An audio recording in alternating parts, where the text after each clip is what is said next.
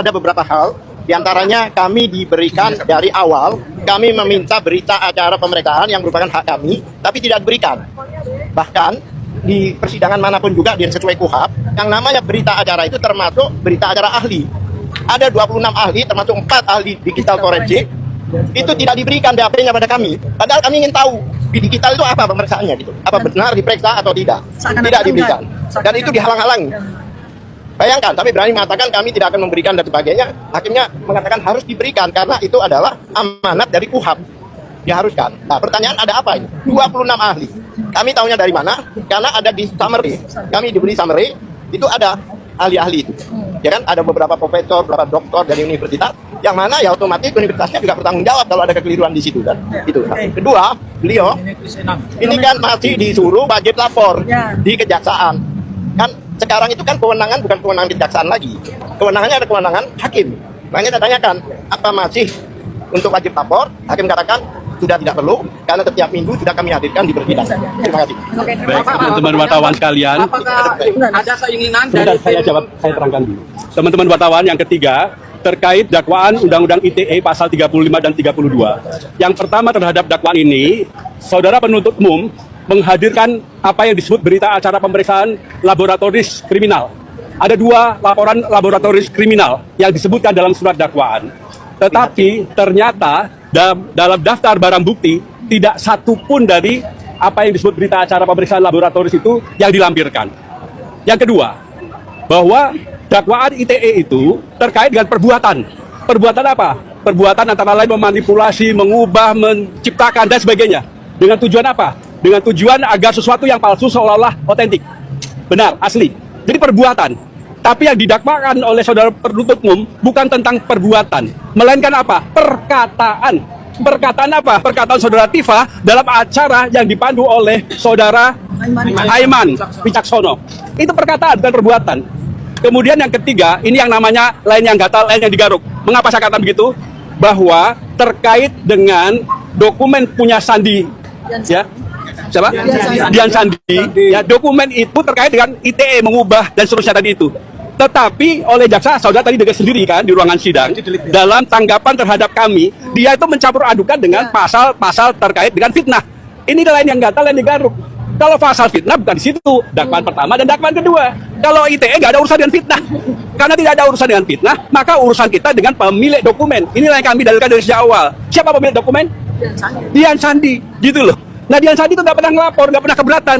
Yang keempat, kalau jaksa akan menggunakan kegiatan perkataan saudara Tifa dalam acara dengan Aiman Wicaksono sebagai delik perbuatan mengubah, menciptakan dan sebagainya, maka yang terjadi haruslah pertama kali dahulu adalah Jokowi mengatakan apa yang dimiliki oleh Dian Sandi itu benar adalah ijazah saya, dan saya keberatan dengan perbuatan saudara Tifa.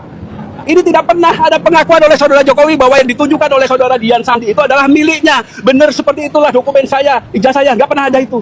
Mengapa sekarang tiba-tiba dia teriak-teriak, ya seolah-olah itu adalah miliknya? Kalau betul, ya dia nggak usah menunjukkan ijazahnya. Dia cukup mengatakan kepada pers, pada kita semua, bahwa itu yang ditunjukkan saudara Dian Sandi milik saya keberatan, diolah oleh saudara Tifa. Begitu kira-kira. Terima kasih. Bang, ada satu pertanyaan, Bang. Apakah ada keinginan dari tim Tifa ini untuk mediasi ke istana untuk ketemu Pak Prabowo? Saya pastikan begini. Kita tidak pernah punya keinginan mediasi. Tapi kalau yang Anda tanyakan dari pihak mereka pernah atau tidak, berkali-kali. Nggak, maksud saya mediasi itu untuk minta kepada Prabowo, Pak Presiden. Oh, Prabowo nggak ada urusan. Nggak ada urusan. Ada lagi? Jaksa tadi menolak eksepsi Dr. Tifa seperti apa, Dok? Yang tidak pernah tahu tentang tanggapin saya. JPU tidak pernah menjanjikan bahwa Jokowi akan dihadirkan. Untuk sebagai pembuktian data dan Jokowi tidak pernah menjanjikan hal itu. Menarik. Ini kan ada 4 lapor ya. Kan ada Alex Sumanan dan sebagainya, ada Jokowi 4 pelapor. Di dalam BAP yang judulnya pelapor hanya 3 orang itu. Jokowi itu hanya saksi di situ. Makanya kami bingung juga. Makanya kami akan uji di persidangan. Oke. Wah, iya ini. Pasca jaksa menolak PK. Ya, begini ya tadi, ya saya memberikan sebuah kesan saja ya. Ya, begini ya, tadi saya mendengarkan tanggapan dari JPU atas nota perlawanan yang kami berikan ya pada minggu lalu. Jangan nutupin Dr. Tifa. Ya, kurang lebih apa tanggapan dari JPU itu sudah jelaskan ya, kita semua juga mendengarkan. Nah, saya ingin menyampaikan sebuah kesan saja ya. Pada saat saya mendengarkan itu, begini ya, teman-teman semuanya, saya ingin mengingatkan kepada semua masyarakat Indonesia bahwa seseorang bernama Joko Widodo itu sudah menjadi pejabat publik sejak tahun 2005 ketika menjadi wali kota 2 kali, kemudian menjadi gubernur DKI Jakarta, kemudian menjadi presiden 2 kali. Nah, apakah Anda ingat kapan pertama kalinya Joko Widodo itu mengaku bahwa dia lulusan dari UGM? Itu tahun 2017. Jadi pada waktu beliau itu menjadi wali kota, tidak pernah ada satu kata pun yang menyatakan beliau adalah lulusan UGM, ya, dan kemudian tidak ada cerita ada pernah reuni, tidak pernah ada cerita membawa teman-temannya ke Balai Kota Lojigandrung, Solo, ya, termasuk juga ketika beliau menjadi gubernur 2 tahun, tidak pernah ada cerita beliau bikin reuni dan sebagainya. Baru pertama kali kita tahu dari acara reuni tahun 2017 UGM itu ketika seorang bernama Bambang Tri yang membuka kunci kotak Pandora itu dihukum 5,5 tahun di tahun 2016. Nah, sejak itu peristiwa ini bergulir. Oke, teman-teman, kembali lagi bersama saya di channel ini. Kita sudah menonton ya cuplikan video yang cukup menarik, di mana di dalam pembuktian ijazah mantan Presiden Joko Widodo ini menjadi sesuatu hal yang sangat dirahasiakan, ya, sepertinya sesuatu hal yang sangat dinanti-nantikan oleh para tersangka. Ya, kapan itu ditujukan ijazah dari mantan Presiden Joko Widodo? Ya, jadi kali ini kita melihat bagaimana respon para relawan-relawan Jokowi ketika nantinya ijazah dari klien mereka, yaitu mantan presiden. Ya, tentu dalam hal ini ketika hakim memutuskan ijazah tersebut adalah palsu, dan begitu juga dengan sebaliknya asli. Ya, mestinya kalau dikatakan asli tentu mereka bangga untuk membela Pak Jokowi. Tapi kalau sebaliknya yang terjadi, ya, saya tidak bisa membayangkan bagaimana relawan-relawan atau pengacara-pengacara mantan Presiden Joko Widodo ini nantinya kalau pengadilan memutuskan. Ya, jadi teman-teman, bahwa memang banyak yang menilai bahwa relawan-relawan Jokowi ini adalah hanya untuk memperdebatkan ijazah yang mereka tidak pernah lihat. Dan kita melihat jauh beda dengan relawan-relawan maksud saya dari tim Roy Suryo, teman-teman, ketika mereka berdebat, ya, bahkan mereka mengutarakan apa yang mereka dapatkan, bahkan mereka menunjukkan, memperlihatkan apa yang mereka dapatkan dari ijazah mantan Presiden Joko Widodo. Bukan hanya sekedar ya menyampaikan pernyataan-pernyataan, tapi dengan bukti-bukti seperti salinan ijazah yang didapatkan dari KPU, bahkan dari KPU RI, bahkan dari KPU Solo. Itu artinya bahwa mereka ini ya mereka berbicara tanpa tanpa harus menyampaikan, tidak melalui pakai data. Ya, semua harus ada datanya. Ya. Jadi teman-teman, bahwa ini tidak heran ya kalau banyak yang menduga ijazah Jokowi itu tidak ada, karena sepertinya ini ya dirahasiakan begitu. Ya, bahkan tidak pernah ditujukan, tidak pernah diperlihatkan, sehingga banyak sekali para netizen mulai mempertanyakan apakah ijazah Jokowi itu ada atau tidak. Nah, teman-teman, untuk lebih jelasnya, hari ini tepatnya kita melihat komentar netizen.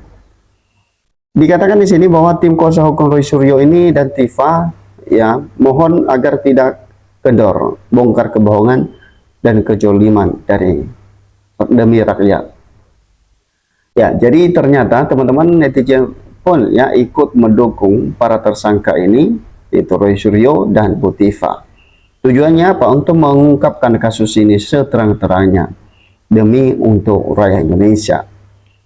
Ya, dilanjutkan lagi, Termul akan melakukan segala apapun termasuk yang haram untuk menjebloskan Roy Suryo dan Tifa ke penjara. Bubarkan hakim jaksa Termul, tinggal tunjukin ijazah biar rakyat percaya Bu Hakim Termul. Ya, kalau hakim jujur dan berani dan terbuka, Joko Widodo pasti masuk penjara. Petasan ngurusin rakyat. Ya, G. Karuan ternyata sekedar ijazah aja seluruh negara bertele-tele penanganannya. Ya, jadi teman-teman, bahwa itulah yang disampaikan oleh netizen. Ya, respon mereka terhadap ijazah mantan Presiden Joko Widodo terhadap ya penegakan hukum yang menangani. Sepertinya kasus ini bertele-tele. Ya, menurut netizen. Kenapa? Karena ini sudah bertahun-tahun, bahkan belum ya ada titik terang, belum ada pembuktian, belum pernah ditujukan. Yang katanya asli tapi tidak mau ditujukan, yang katanya adalah benar asli dari UGM, tapi tidak pernah ditujukan. Ya pada akhirnya teman-teman, ya ketika Roy Suryo menyebut 99,9% palsu, namun dia memperlihatkan salinan yang didapatkan dari KPU dan dari KPU Solo, KPU DKI, bahkan di KPU RI. Artinya bahwa bukan mereka hanya sekedar menyampaikan ya narasi mereka, menyampaikan pernyataan mereka, tapi ini disertai dengan alat bukti. Ya, buktinya adalah salinan ijazah atau fotokopi, walaupun itu bukan asli teman-teman, tapi itu udah pasti yang digunakan oleh mantan presiden pada pemilu, ya, pemilu-pemilu yang sebelumnya, bahkan waktu menjadi presiden. Oke, kita lihat lagi bahwa jasa termohon harus ditindak, mungkin ada indikasi disuap. Ya, kita nggak tahu ya, kita tidak perlu menuduh. Advokatnya Jokowi akan di blacklist masyarakat karena membela kepalsuan dan kebohongan. Saya letakkan keadilan di pundak Mas Roy dan Dr. Tifa. Semoga kalian selalu sehat dan memenangkan dalam penegakan keadilan. Ya, jadi teman-teman, kita nggak pesimis ya terhadap Roy Suryo dan Bu Tifa. Kita tahu bahwa sepertinya antara Pak Jokowi dan Roy Suryo dan Bu Tifa itu ya seperti gajah melawan, ya seperti kucing ya, seperti kucing melawan gajah besarnya.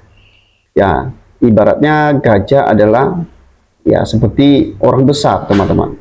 Dan sedangkan perbandingannya itu cukup jauh. Jadi mestinya ini harus penegakan hukum, harus berani menegakkan keadilan dalam hal ini. Ya, supaya ini jelas terang benderang. Kalau penegakan hukumnya tidak berani untuk menunjukkan, ya untuk membuktikan, tentu ya Roy Suryo ini udah pasti ya dengan mantan presiden saat ini punya power, tentu ini tidak mudah. Ya, bayangkan saja teman-teman, ini sudah bertahun-tahun kasusnya, ya, tapi tidak pernah dibuktikan apakah itu. Ya, coba kan, ya, kalau kasus ini terjadi kepada masyarakat biasa, tentu ini sudah lama. Ya, penegakan hukum menjemput paksa atau apa namanya, meminta supaya itu ditujukan. Tapi ketika diperhadapkan dengan mantan pejabat, tentu penegakan hukum ya begitu sepertinya lemah yang menghadapi dalam mengungkapkan kasus ini. Ya, jadi teman-teman, itu saja. Bagaimana menurut Anda? Berikan komentar Anda. Sampai ketemu di postingan.